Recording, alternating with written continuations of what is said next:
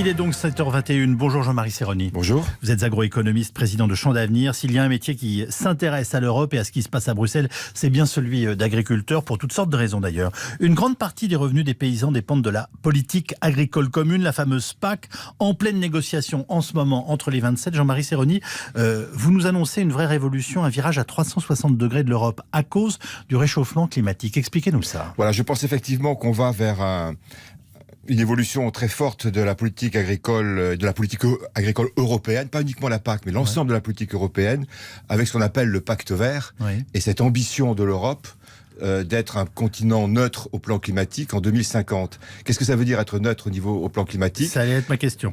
Pardon. Non, mais très bien. D'accord. Ça veut dire qu'on émet pas plus de CO2 ou d'équivalent CO2 que ce qu'on est capable de capturer. Oui.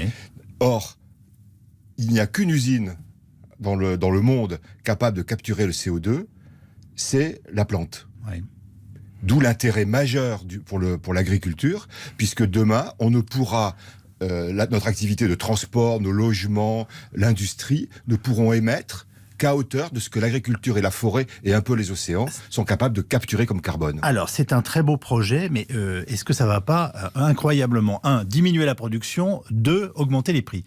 Alors, c'est clair que c'est un projet de long terme. C'est une ambition à 30 ans. C'est un vrai projet politique au sens noble du terme, et on veut être les pionniers dans le monde. Alors, effectivement, pour faire ça, il y a le fort lieu de penser que ça baisse la production en Europe. Oui. Mais en même temps, nos besoins de consommation vont baisser puisque la population va baisser et va vieillir, donc on va moins consommer. Et le deuxième élément, c'est que ça peut monter les coûts de production. Et donc, il faut aussi avoir une politique qui prenne cela en compte. Mais ce qui veut dire aussi que l'Europe renonce à exporter ses produits, qui sont par définition, si je vous suis bien, des produits extrêmement qualitatifs. Alors, c'est la grande question. Est-ce que demain, on va continuer à exporter ? On exporte aujourd'hui pour 150 milliards en Europe. Oui. On importe quasiment autant.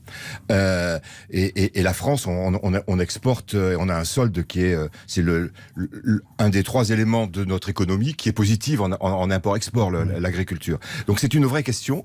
Est-ce que demain, en plus, au regard des besoins alimentaires mondiaux, quelle sera la position de l'Europe ? Mais le risque, c'est qu'en augmentant nos prix, on importe davantage. Est-ce qu'il faut protéger nos frontières ? L'Europe les a rouvertes progressivement depuis 30 ans. On a baissé les taxes. Est-ce qu'elle doit les refermer d'une façon ou d'une autre ?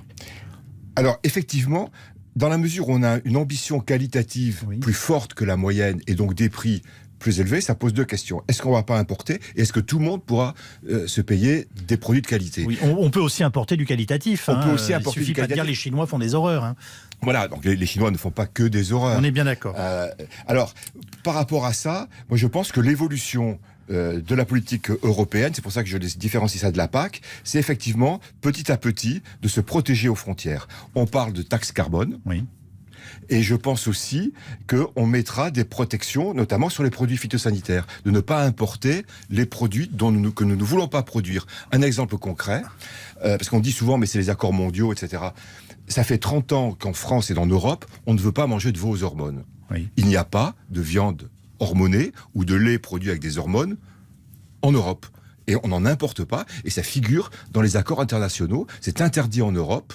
Et donc, on a eu des difficultés il y a 20 ans avec l'OMC, mais aujourd'hui, c'est acté. Donc, dans tous les accords que l'on signe, et donc, je pense qu'on va généraliser cette politique sur les questions de produits phytosanitaires. En tout cas, vous nous annoncez ce matin sur RTL, et c'est une bonne nouvelle, une sorte de révolution verte avec une ambition à 30 ans. Merci beaucoup Jean-Marie Serroni. Je rappelle que vous êtes agroéconomiste et président de Champs d'Avenir.